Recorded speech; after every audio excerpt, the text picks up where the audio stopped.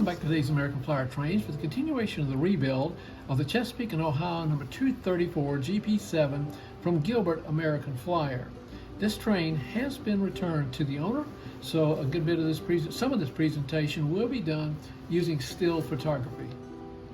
What was shown in the last 15 seconds of the previous video on this rebuild, I think that was part 9, and the beginning of this video, which is part 10, was a 15-second track stand test of this train.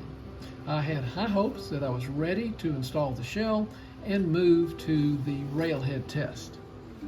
When I moved the train to the railhead for the railhead test, I thought that I was through, and I thought I was going to have a working train to return to the owner. Nothing could be further from the truth. Everything went wrong.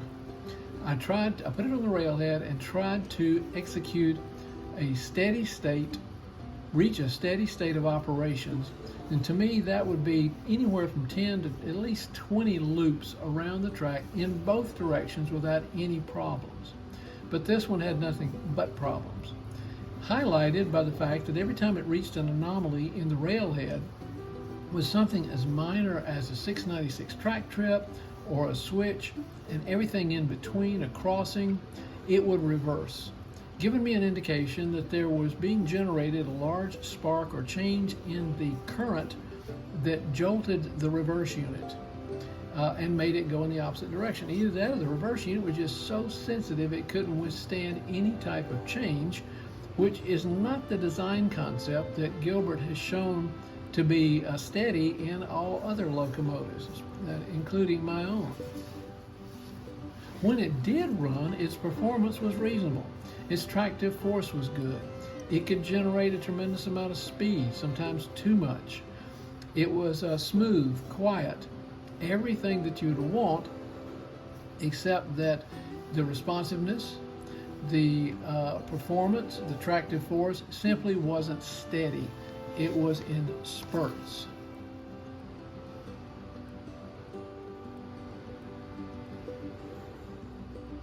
Almost everyone that I communicated with and collaborated with and partnered on this project said that everything pointed to the reverse unit. So I began working on it. They said, or others said, among other things, that I've got to go in and work on the fingers. Something is not right with the fingers touching the rocking panel that replaces the rotating drum, say in a 4-position reverse unit, and I've got to give it more diligence and to check all connections. Everything checked out. The yellow and the green wires go to the extensions of the finger. Now you can see the back or the base of the finger right there, and another one right here. The finger simply runs in on that rocking panel. The red is the third surface on that panel. But I continued a lot of diligent effort on that reverse unit and could never get it to work consistently, including after that disassembly that I just mentioned. So the owner agreed that we would try to find a replacement 2-position reverse unit, and I was very fortunate to find this one at Port Lines. Fortunate in the sense, among other things, that it already had the lead wires attached in the key locations. It's not impossible to pull those off and solder them, but it is a very tedious soldering project. These being the contacts, again, for the fingers.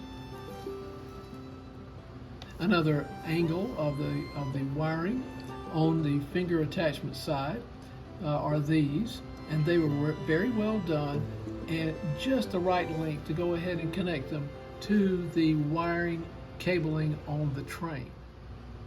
Once in position, I chose to put it into position before I attached the wiring, and I did so and then closed up each connection point with some shrink wrap. Now this one wasn't quite closed up at the time I made the photograph, but it was finally closed up and tightened. It's another one up here, the same thing. I didn't want to apply a lot of heat up here to reduce that shrink wrap, but I finally figured out a way just to get some gentle heat up there to shrink that so there was no chance it was going to touch the frame of the coil, which is used to lift the plunger up and down. So it went in easily enough. The wires were easy to connect. Once it was in, I was excited about it. I reattached the shell and put it back on the railhead, only to see that sometimes when I put it on the railhead, the train would simply sit there and buzz or vibrate. It wouldn't move, the motor would not rotate, no response whatsoever.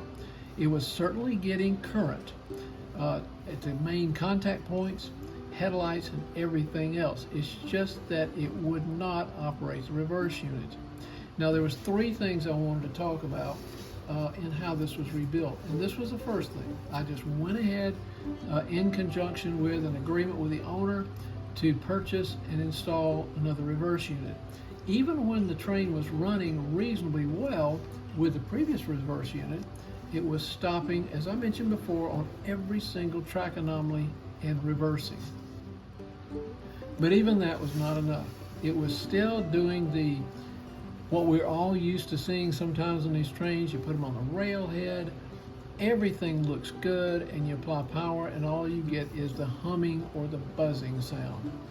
And I checked Mr. Barker's book that usually pointed to the armature or the reverse unit, and I thought I had satisfied all that, but it still would not work. Well, that's when I decided just to stop what I was doing and again get in a conference call with an expert, a person who I believe, in my opinion, is the most knowledgeable restorer of American flyer trains.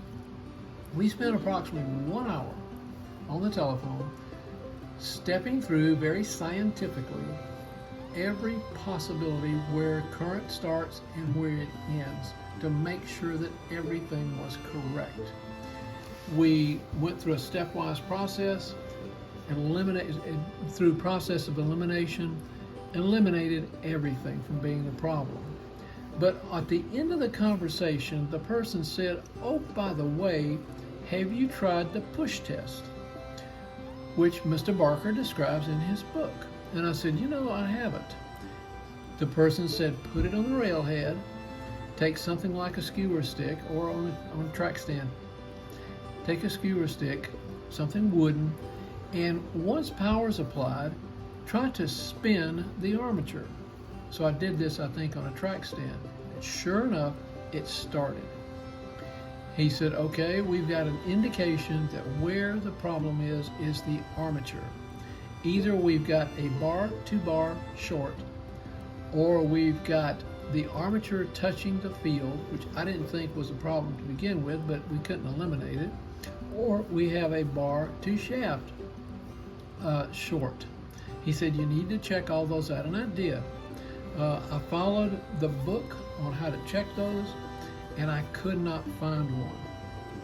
But I did not disconnect the bars to keep them totally independent, which is the ultimate test, but I still couldn't find anything that said there was a continuity of flow between the bars and the shaft or bar to bar.